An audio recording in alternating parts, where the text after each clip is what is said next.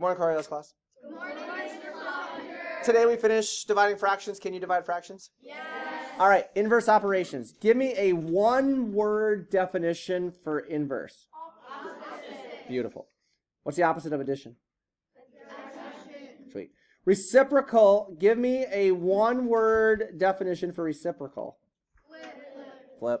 Reciprocal means flip, right? Yes. Eyes are up here, everybody.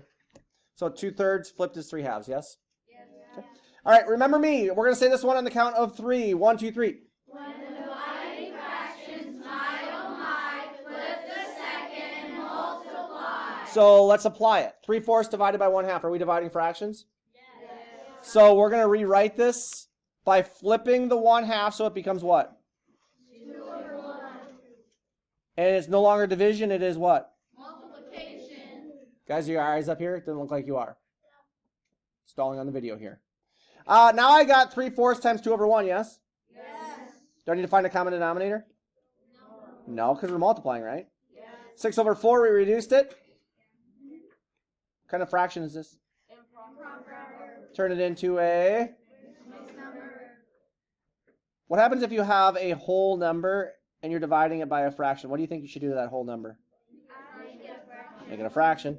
And then we're still going to flip the second one. What if you start with mixed numbers and you're dividing? What should you do first? Around the world. You're still dividing, so we then have to flip the second and multiply down here in the third level, right? Yeah. Right? Yes.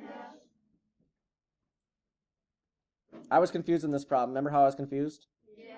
What strategy did I use to help me get unconfused? I drew a picture, right? Are there many strategies you guys have to help you understand a problem that you're stuck on? Yeah. Don't forget them.